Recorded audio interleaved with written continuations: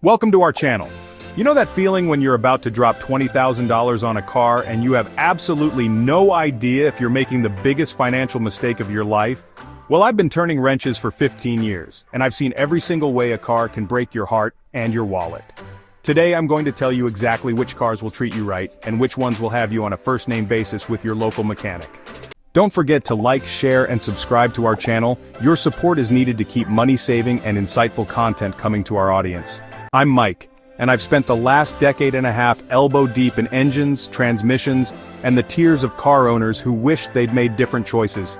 Every single day I see the same brands rolling into my shop with the same problems, and I see other brands that are so reliable their owners practically have to apologize for bringing them in for basic maintenance. Here's what's wild about the car buying process. Most people walk onto a lot and make decisions based on how shiny the paint looks, or whether the infotainment system has the latest bells and whistles. Meanwhile, I'm looking at these same cars 3 years later when the owner is staring at a repair bill that's half the value of their vehicle. Let me start with the brands that keep the lights on in my shop, and trust me, you don't want to be the reason I can afford my next vacation. At the top of my avoid-at-all-costs list are Range Rovers. These things are gorgeous, they make you feel like royalty, and they will absolutely destroy your bank account. I've seen Range Rovers with 50,000 miles that need more repairs than my buddy's project car from the 70s. The electrical systems are nightmares, the air suspension systems fail constantly, and don't even get me started on the repair costs. Jaguar falls into the same category. Beautiful cars, incredible engineering when they work, but they spend more time in repair shops than on the road. I had one customer who bought a Jaguar F-Type, and in the first 2 years of ownership, he spent more on repairs than he did on his mortgage payments.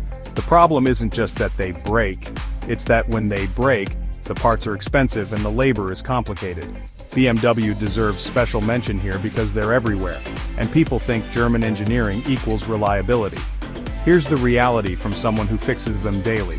Modern BMWs are overcomplicated nightmares. They've got plastic water pumps that fail right after the warranty expires, electrical systems that would make a NASA engineer cry, and maintenance costs that will shock you. A simple oil change on some BMW models requires special tools and can cost 3 times what you'd pay for a Toyota. Mercedes-Benz used to be the gold standard, but somewhere along the way, they decided to prioritize luxury features over actual reliability. The electronic systems fail constantly, and when they do, you're looking at diagnostic fees that start at $200 just to figure out what's wrong. I've seen Mercedes with fewer than 60,000 miles that needed complete transmission rebuilds. Now let me blow your mind with some truth about Volkswagen and Audi. People think they're getting European sophistication, but what they're really getting is European repair bills. VW has this thing called a timing chain tensioner that loves to fail, usually right around 80,000 miles, and when it goes it takes half the engine with it. Audi is basically VW in a tuxedo with the same underlying problems but higher repair costs. Here's where things get interesting though. While half my customers are crying over their luxury car repair bills, the other half are driving vehicles that just refuse to die. At the absolute top of my reliability pyramid sits Toyota. I know it sounds boring, but boring pays your mortgage and doesn't leave you stranded on the highway.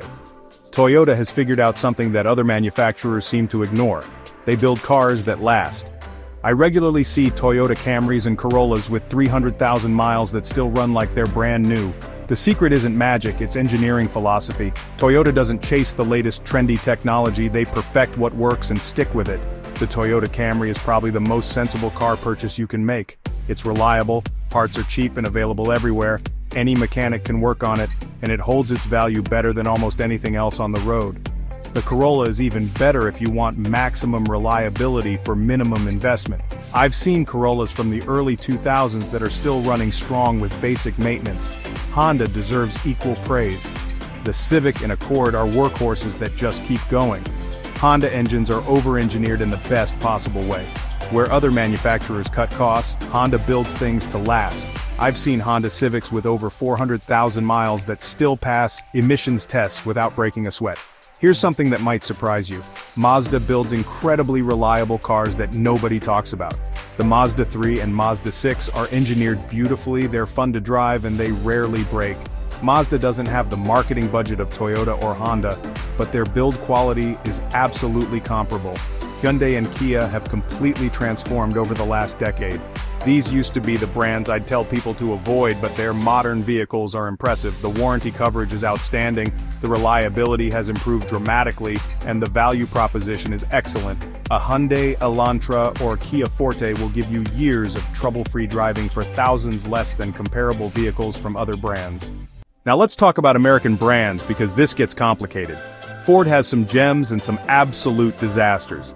The Ford F-150 is one of the most reliable trucks ever built, but their Focus and Fiesta models had transmission problems that were legendary for all the wrong reasons. If you're buying Ford, stick to their trucks and avoid their small cars like the plague. Chevrolet is hit or miss. The Silverado truck is solid, but their small cars and SUVs can be problematic. GM has a tendency to use cheap plastic components in critical areas, and when those fail, repairs can be expensive and frustrating. Chrysler, Dodge, and Jeep products are where I make a lot of my money, which should tell you everything you need to know.